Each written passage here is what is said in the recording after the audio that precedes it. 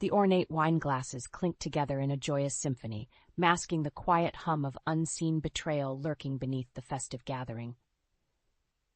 I mingled amongst our friends and family with a smile plastered on my face, each hearty laugh or sincere word of gratitude stabbing at my heart.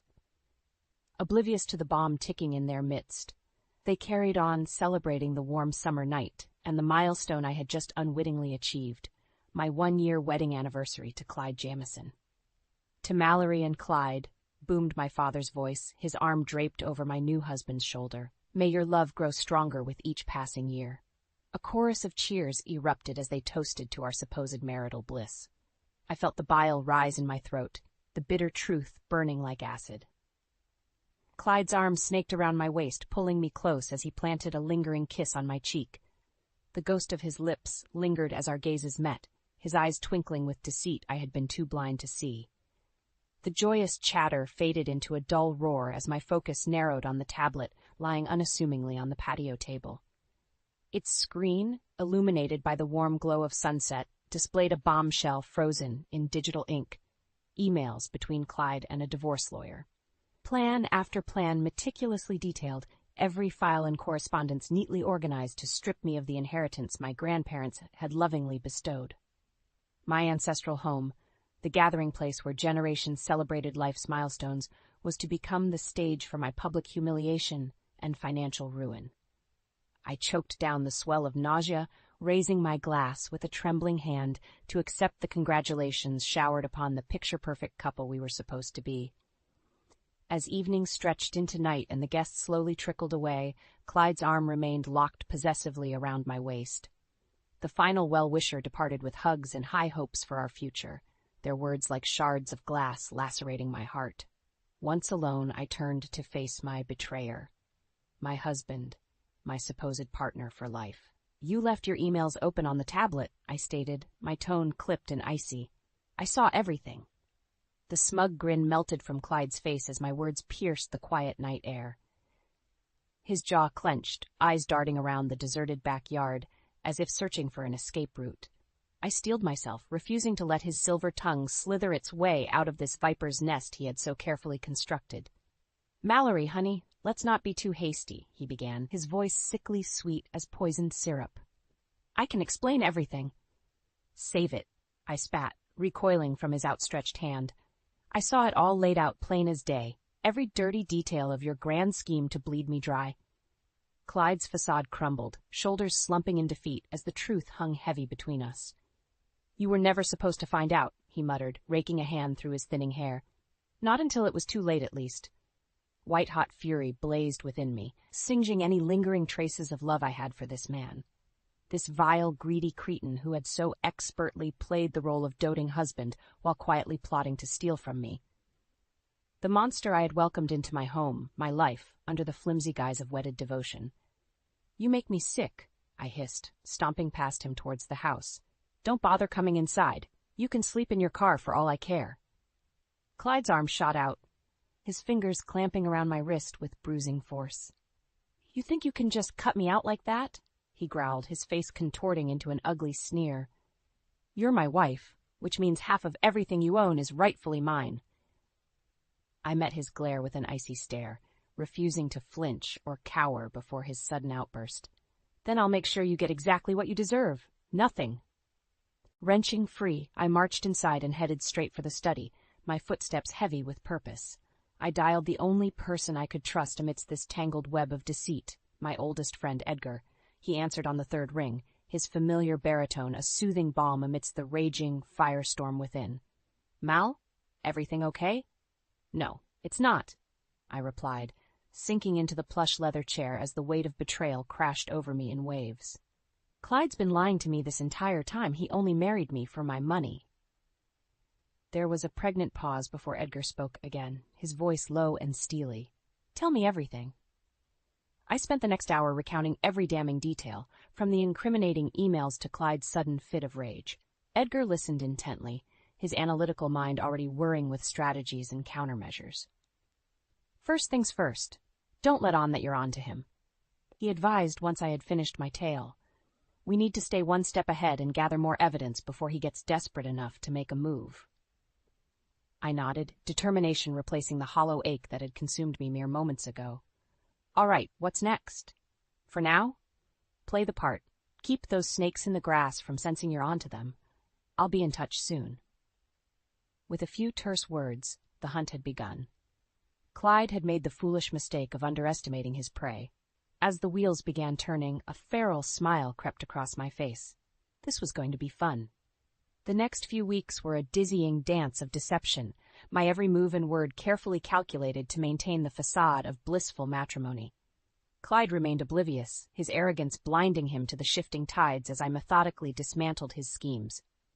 First came securing my assets, phone calls to bankers and lawyers, paperwork filed in hushed whispers to transfer my inheritance into an ironclad trust he couldn't touch.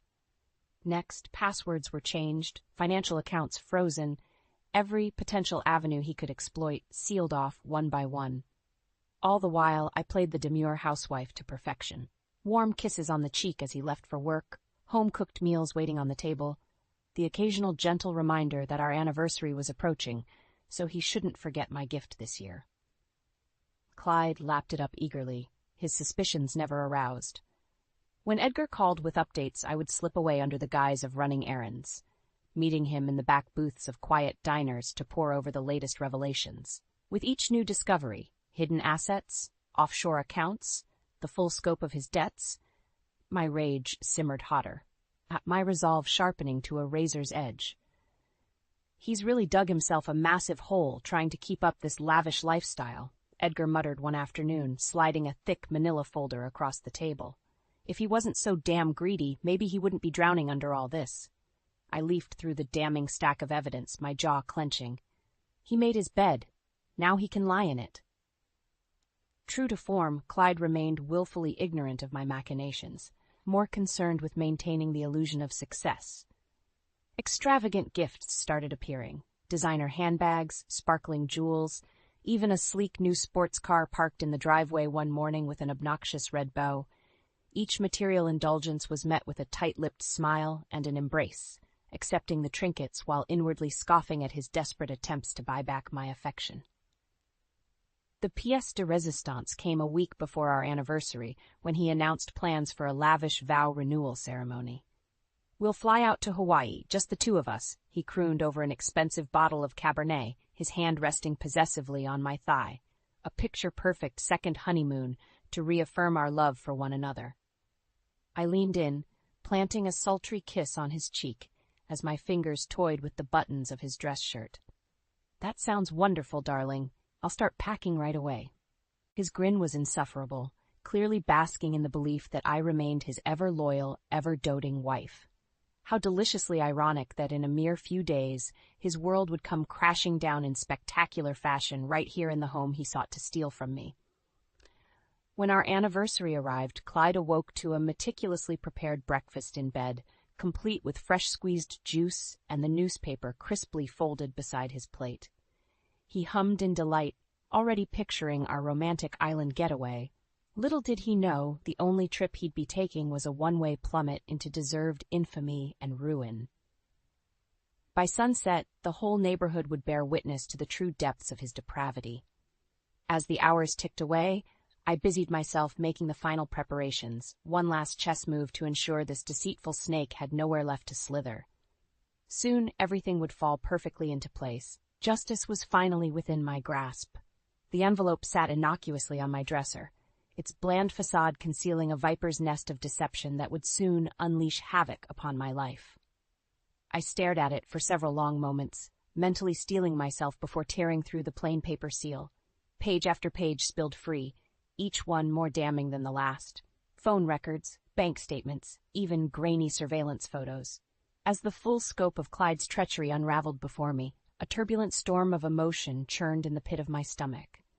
This wasn't just about money or assets. This was a calculated multi-year con, engineered from the start to drain me of every last penny while leaving me emotionally destitute.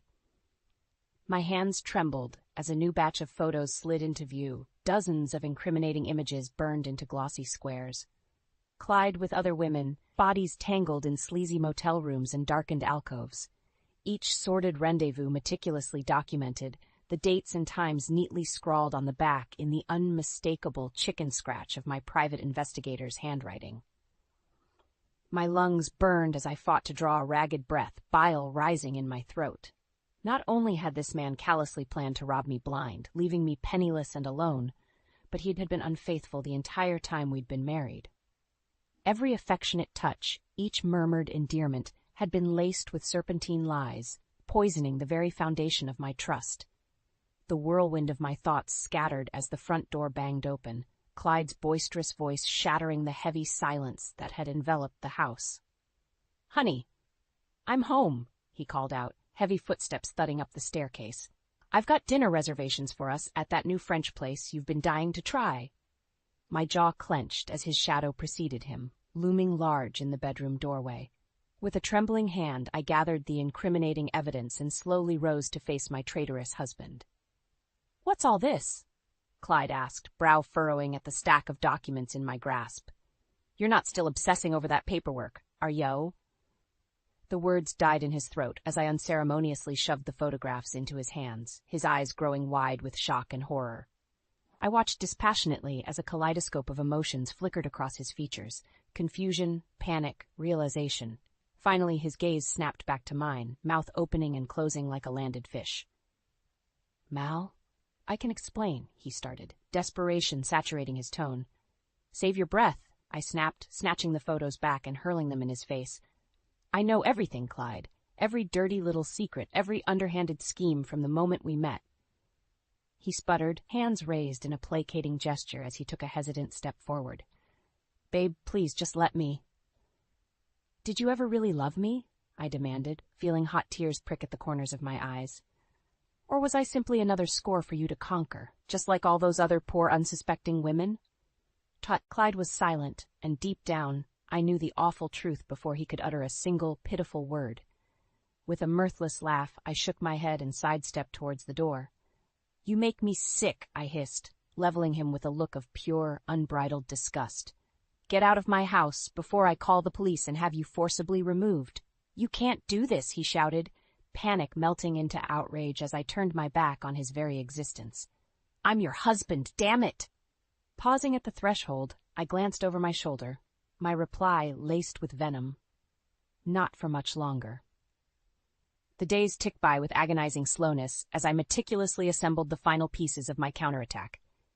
Clyde had vacated the premises after our explosive confrontation, his threats and bluster fading into an uneasy silence as the gravity of his exposed deceit took hold. I could practically smell the desperation wafting off him, a wounded animal backed into a corner, gnashing its teeth in a futile display of dominance. While he no doubt scrambled behind the scenes to mount a desperate defense, I remained resolute, channeling every ounce of my energy into ensuring this vile snake had nowhere to slither.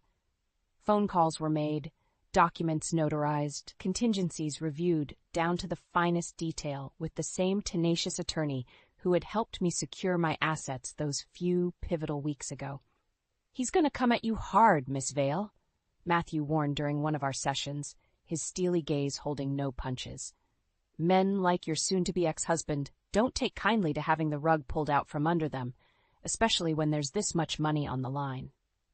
I nodded, undaunted by his cautionary words. "I'm ready for whatever he throws my way. I want to bury him so completely that he'll be destitute before the ink is dry on our divorce papers." A ghost of a smile played across Matthew's lips, approving of the fire burning in my eyes. "Then allow me to set the doomsday sequence in motion. By the time this is over, Clyde Jameson won't be able to lie his way out of a paper bag, much less wreak any more havoc on your life." True to his word, the proverbial dominoes began falling into place with ruthless precision. Asset freezes, injunctions, the paper trail of Clyde's indiscretions being carved into an airtight case that would leave him legally and financially destitute. Each successive blow was driven home without mercy or remorse. This was the monster of his own making, and I would be damned if I allowed him to escape unscathed.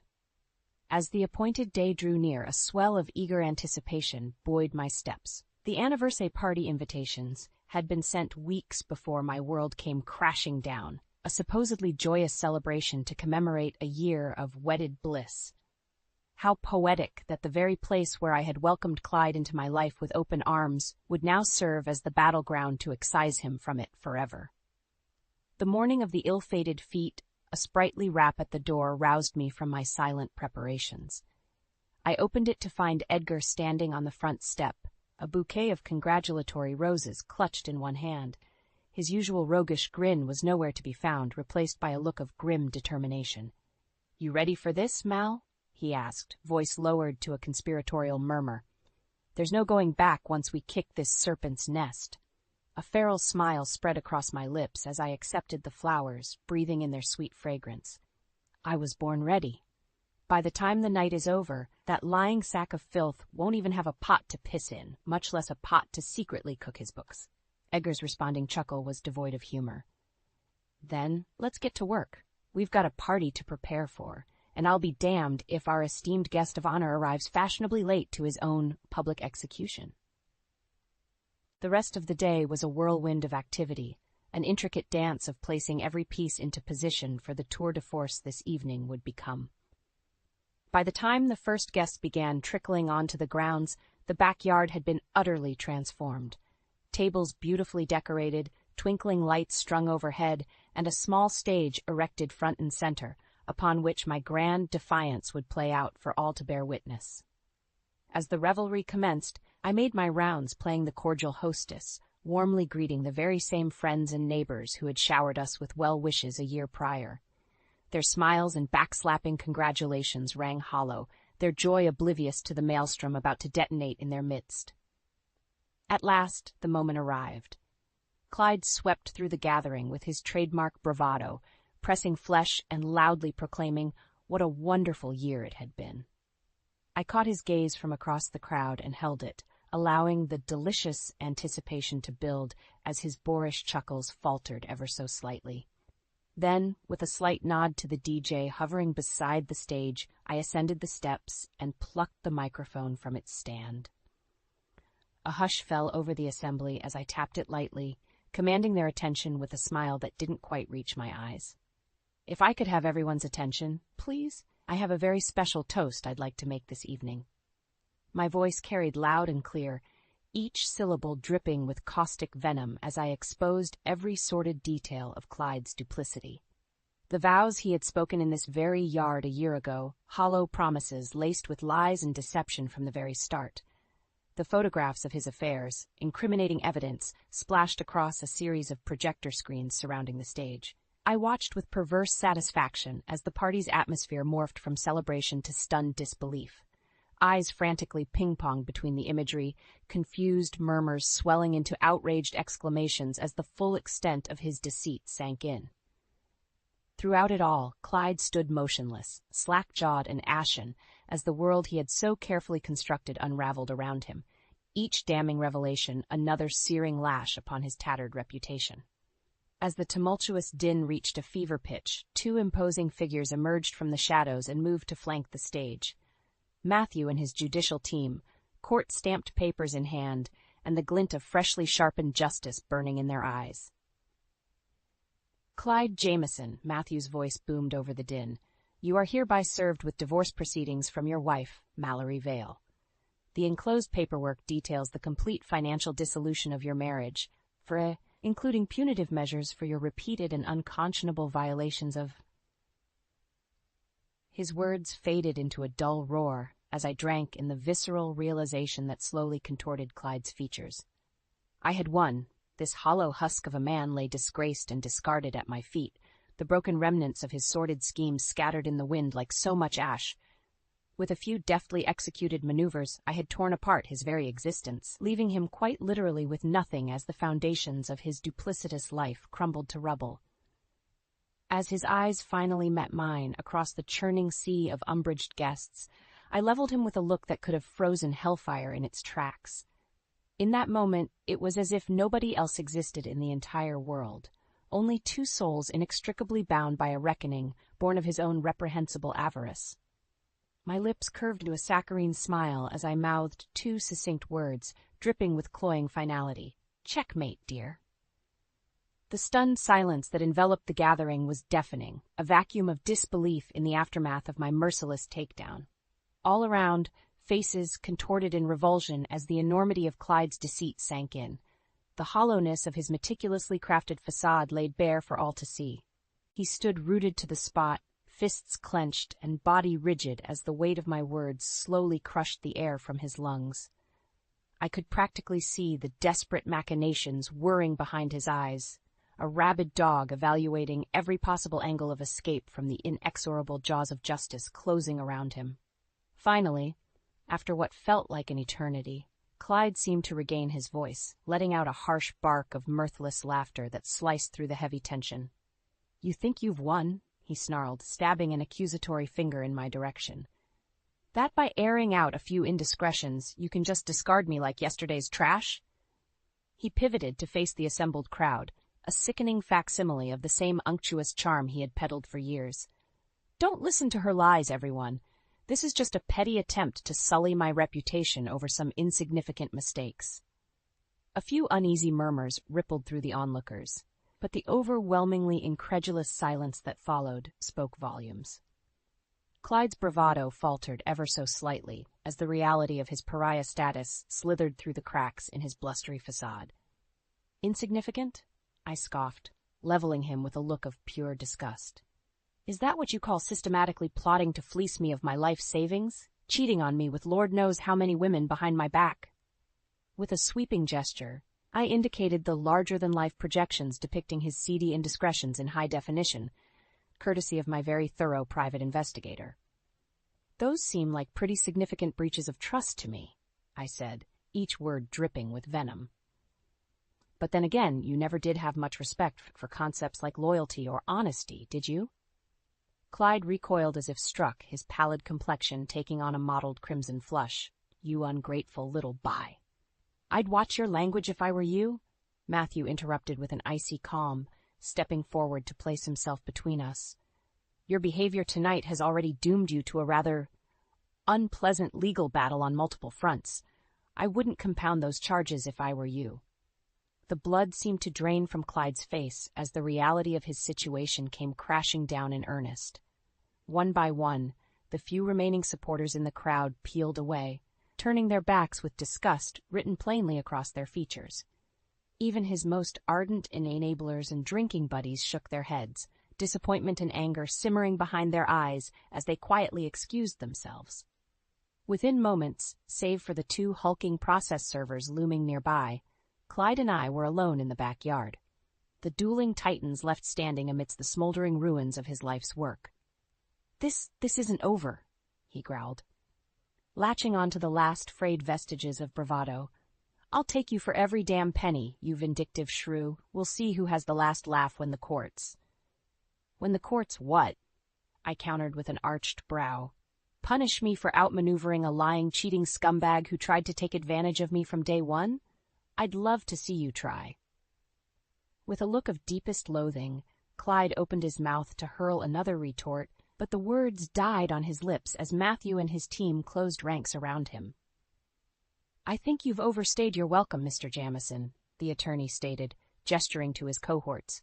"I'd advise seeing yourself out before we're forced to take further action." Clyde's jaw flapped uselessly as the armored professionals shepherded him towards the exit, his blustering tantrum reduced to pathetic, sputtered curses and hollow bravado. I watched with a fiercely satisfied smile as the door slammed decisively in his wake, the sounds of his shrill indignation fading away until the silence closed in around me once more. It was over. The serpent had been headed off, its poisonous effects cauterized before any lasting damage could take root. I stood alone in the dimly lit yard, drawing in a long, cleansing breath as the adrenaline coursing through my veins gradually subsided. For the first time in over a year, I was truly, unequivocally free. In the days following my ruthless dismantling of Clyde's life, an eerie calm descended over the neighborhood. Gone were the warm smiles and cheerful waves from passers-by. In their place, a palpable wariness hung in the air like a suffocating fog.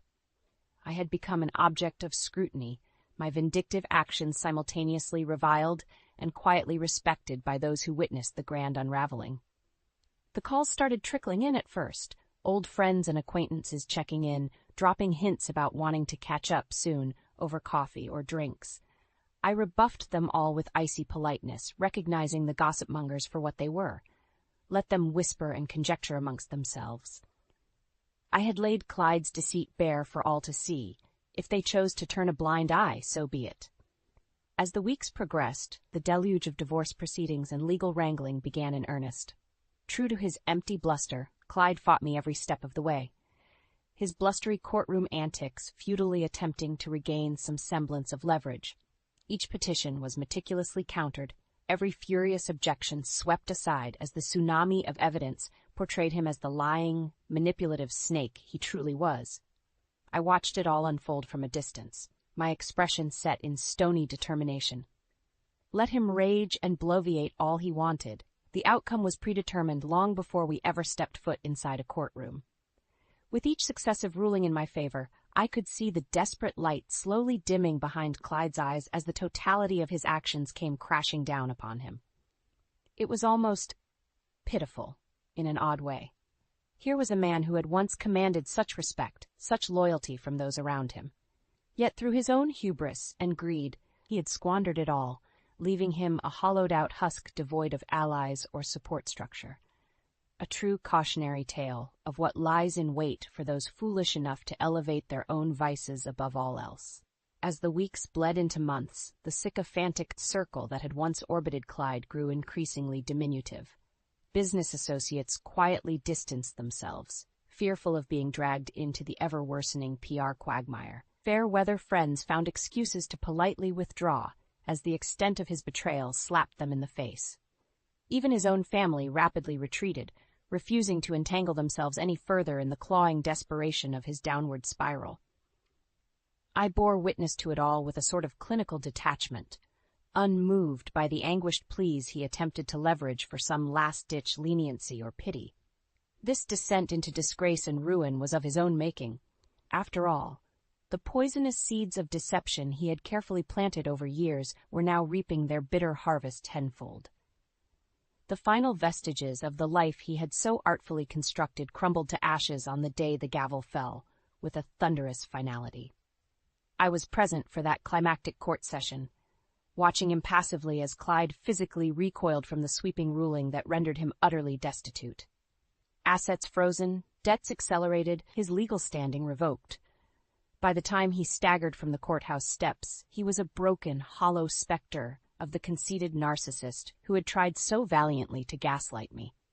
In the days that followed, the idle whispers and gossip took on a new, urgent tenor, as word of Clyde's absolute ruination spread like wildfire. I could feel the weight of judgmental stares piercing my stillness as I went about my usual routines, struggling to mask my satisfaction beneath a veneer of polite reservation. Let them look on in horror or wonderment. I had triumphed where so many other more passive souls had buckled under the strain. As for Clyde himself, his once immaculate appearance rapidly deteriorated into dishevelment and alcoholic disarray. On the rare instances our paths accidentally crossed in the market or out running errands, I could almost smell the reek of cheap whiskey and repressed shame wafting off of him like a miasma. His jaw would clench, bloodshot eyes downcast as he maneuvered to put as much distance between us as possible. Not even a shred of defiance remained, just hollow defeat. Occasionally I would catch murmured snippets from rubberneck-decking onlookers as they gawked at the disgraced anti-hero slinking away. Can't believe he had the balls to try and swindle his own wife like that. Has to be embarrassing as hell for him, getting taken down by her so publicly. He's lucky she didn't press charges and have his ass thrown behind bars. I would have. These and other colorful morsels of scorn would trigger a faint smirk to ghost across my lips as I continued on my way, the simmering embers of satisfaction stoked anew. Yes, Clyde had most certainly gotten his long-overdue helping of karma, and then some. While he now languished in the shadowed purgatory of his own design, festering and forgotten, I was free to turn my boundless sights towards the future once again. A bright, limitless future, utterly devoid of his toxicity and lies. The first rays of dawn filtered through the gossamer curtains, bathing the bedroom in a warm, rosy glow. I shifted beneath the covers, blinking slowly as consciousness gradually reasserted itself. For a fleeting moment, the world beyond the bedroom door felt hazy and indistinct, as if the tumultuous events of the past year had been some fever dream. Then the memories came crashing back in a tidal wave. The shocking betrayal, the months of meticulous strategizing, the brutal and public unraveling of Clyde's decrepit lies. A faint smile tugged at the corners of my mouth as I savored the blissful silence that now permeated the house, no longer polluted by his poisonous presence. Leveraging myself upright, I cast an appraising glance around the once familiar surroundings. This place that had been intended as the setting for my own undoing. The backdrop against which a master manipulator aimed to pen the final chapters of my subjugation and ruin. How tragically misguided of him to underestimate the First Lady, who would rise from those very ashes, infinitely more resilient and emboldened than ever before. With a contented sigh, I slipped from the silken sheets and padded across the plush carpet towards the floor-to-ceiling windows. The manicured grounds beyond beckoned, the lush verdants and gently swaying trees seeming to emanate a palpable sense of renewal, as if nature itself had exhaled a collective breath in the wake of Clyde's cancerous deceit being surgically extracted. A sharp rap at the door broke the tranquil reverie. "Come in," I called out, not bothering to turn from my panoramic view. The door creaked open, and Edgar's familiar baritone reached my ears. "Morning, Mal. Brought you some breakfast to kick off your first official day of freedom." I angled around to find my oldest friend balancing a loaded breakfast tray, his roguish grin softened by the genuine warmth in his eyes as he set it down on the nightstand. Crossing the room, I enveloped him in a fierce hug, my throat tightening with unspoken gratitude. "Thank you," I murmured against his shoulder, "for everything. I couldn't have made it through this insanity without you by my side." Edgar chuckled, giving me an affectionate squeeze before gently disengaging. "No thanks needed, kiddo. That worthless sack of crap put you through hell. It was the least I could do to help put the bastard in his place." Hanging his head ruefully, he huffed out a loaded sigh. "I should have seen through his bullshit facade years ago when you two first started dating. Maybe then I could have." "Hey." I cupped his whiskered jaw, forcing his gaze to meet mine. "None of that, you hear me? What's done is done, and dwelling on the past won't do either of us any good. All that matters now is that he's out of our lives for good." A reluctant half-smile tugged at the corner of Edgar's mouth as he searched my expression. Whatever lingering guilt or self-reproach he harbored seemed to bleed away, gradually replaced by the same ferocious sense of pride that had fueled us during our campaign to dismantle Clyde's depraved con game. "You're right," he said with a decisive nod. "That snake is well behind us, leaving you free to write your next chapter, however you see fit." His eyes sparkled with mischief as he jutted his chin towards my forgotten breakfast. "So, any big plans for this newly minted era of independence, aside from finally being able to enjoy your eggs without 'em being scrambled by the world's biggest douchebag?" I couldn't help but laugh at his quip, feeling the icy daggers of the past melt away in the warmth of Edgar's unwavering camaraderie. Looping my arm through his, I guided us both towards the tray of steaming food. "Well, for starters, I've got my eye on a struggling little tech company that my family has a stake in," I mused between bites of fluffy scrambled eggs. "Word is they're in dire need of a CEO with a killer instinct and no tolerance for mediocrity." Arching an eyebrow, I shot Edgar a pointed look. "I don't suppose you'd be interested in signing on as my second-in-command? I'll need someone awfully clever watching my back as I whip that place into fighting shape." My friend's responding grin was equal parts excitement and feral anticipation. "Does a bear crap in the woods? You're damn right I'm interested." He lifted his coffee mug in a mock toast. "To new beginnings, boss lady. No more snakes in the grass or skeletons in the closet. Just you, me, and a bright future of our own making." I clinked my glass against his, feeling a profound sense of contentment wash over me. For so long, the prospect of an unfettered life had seemed like a mere fantasy, forever obscured behind the noxious haze of Clyde's manipulations. But now I could taste the tantalizing reality of it all.